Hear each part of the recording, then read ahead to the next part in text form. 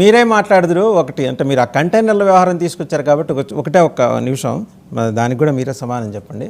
Doctor Lokesh అని ఈ మధ్యకాలంలో యూఎస్ నుంచి వచ్చి విచిత్రంగా మాట్లాడి పోలీసులకు కూడా దొరికి శాటిలైట్ ఫోన్ అది ఉపయోగించి ఆయన 2-3 చోట్ల చెప్పాడు 2015వ సంవత్సరం నుంచి కంటైనర్లలో వేరే దేశాలకి డబ్బుని భారీ ఎత్తున జగన్మోహన్ రెడ్డి గారు పంపించేశారట. అయితే నాతో పాటు నాలాంటి సామాన్యులైన కొన్ని లక్షల మందికి వచ్చిన సందేహం అంటే 2015లో గవర్నమెంట్ ఉన్నది మీదే కదా, తెలుగుదేశమే కదా, ఆయన ఎట్లా పంపించగలిగాడు? అంత బలహీనమైన వ్యవస్థ మీకు జనరల్గా వ్యవస్థలను మేనేజ్ చేసే మీరు ఒక వ్యవస్థను అంత బలహీనంగా ఉంచుతారా? పైగా ఎయిర్పోర్ట్ నుంచి వెళ్ళాయి చెన్నై అవన్నీ వాటి నుంచి ఆయన ఎక్కడ పొరపాటు పడ్డాడంటే డిమానిటైజేషన్ అయిన తర్వాత కంటైనర్లు కరకట్ట నుంచి వెళ్ళినాయి. ఆ విషయం ఇది చెప్పాడు, దొరికిపోయాడు ఆయన. కొంచెం ట్రైనింగ్ ఇచ్చి పంపించండి సార్ వాళ్ళకి. వచ్చేప్పుడు ఏం మాట్లాడాలి, ఏంటి స్క్రిప్ట్ ఏంటి, ఎందుకో నాలెడ్జ్ సెంటర్ సమంగా పనిచేయట్లా. ముందర మీరు రేపు అధికారంలోకి రాగానే నాలెడ్జ్ సెంటర్ని స్ట్రెంథన్ చేయండి. చెప్పండి ఇప్పుడు. తప్పకుండా, ఎందుకంటే కంటైనర్లు గొడవ ఎత్తుకుంటే చాలా ఉన్నాయి.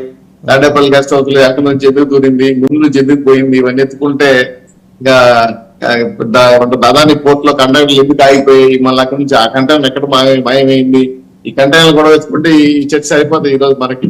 కాకపోతే ఏంటంటే డిమానిటేషన్ అమౌంట్స్ లేదేంటని గతంలో ప్రభుత్వ అధికారులు ఉండేటప్పుడు చాలా జరిగాయి.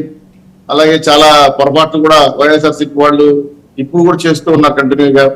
మరి ఓడిపోతా ఉంటే ఇంకా హ్యాపీగా బాణసంచాలు కాల్చుకొని ఇంకా ఆఫీస్ లో ఆల్టర్నేట్ చేసుకొని ఇంకా ప్రమాణంగా అభివృద్ధి చేసుకోవాల్సిన వదిలేసి అందరూ జారిపోతున్నారంటే ఓటి మంచుల్లో ఉన్నారన్న విషయం అర్థం కాదు.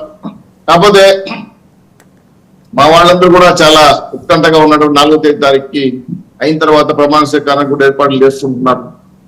విజయవాడలో పెట్టాలని ఆలోచనలో ఉన్నారు. తెలంగాణలో రివ్యూ అయింది, మీరు చూశారు, మీరు విశ్లేషించారు. తెలంగాణ పార్టీని కూడా మళ్ళీ పూర్వం తీసుకోవడానికి ప్రయత్నాలు చేస్తున్నారు. అలాగే ఆంధ్ర రాష్ట్రంలో ఎన్నికల ఫలితాలు అనేది జనసేన, తెలుగుదేశం పార్టీ, బీజేపీ కూటమి చాలా ఉత్సాహభరితంగా ఓటింగ్ ప్యాటర్న్ మార్చుకుంటూ రాష్ట్రంలో ఉన్నటువంటి అన్ని సమన్వయ కమిటీలతో కూర్చొని మాట్లాడిన తర్వాత మాకు ఓటు ట్రాన్స్ఫర్ అవడం అనేది, మా మిత్రపక్షాలు గెలిపించుకోవడం అనేది కూడా చాలా వ్యూహాత్మకంగా వెళ్తుంది. ఇప్పుడు పిఠాపురం నుంచి తిరుపతి వరకు భారీ మెజార్టీతో జనసేన, తెలుగుదేశం పార్టీ అలాగే బీజేపీ పార్టీ గెలబోతోంది. కాబట్టి ఆంధ్రాలో డబుల్ ఇంజిన్ సర్కారు, దేశంలో మోడీ గారి సర్కారు వస్తుందని నమ్మకం ఉంది. దాంతో ఈరోజు అన్ని పార్టీలు కూడా బీజేపీ, జనసేన, తెలుగుదేశం వైపు చూస్తున్న పరిస్థితి ఇక్కడ రాష్ట్రంలో కనబడతాం. కాంగ్రెస్ లోకల్ గా ఉన్నటువంటి ఇతర పార్టీలు అన్ని కూడా కూటమిగా పోటీ చేసి వాటి ప్రభావం కనపడుతుందా కనపడలేదు పైన చాలా విశ్లేషణ కనపడ్డాయి. కానీ ప్రధాన పోటీదారులుగా ఇండియా కూటమి జరిగింది కాబట్టి ఆంధ్ర రాష్ట్రం వచ్చే కొద్దికి వైసీపీ ఎన్డీఏ కూటమి జరిగింది కాబట్టి పరిణామాలు వేగంగా వస్తున్నాయి. అలాగే గెలవబోయే అభ్యర్థులందరూ కూడా చాలా సంతోషంగా హ్యాపీగా ఉన్నారు. డీలా పడిపోయి ఇంకా తట్టాపడి సర్దుకోలేని పరిస్థితుల్లో వైసీపీ వాడుతున్నారు. కాబట్టి మాకేం అనుమానాలు లేవు, మాకేం భయాలు లేవు.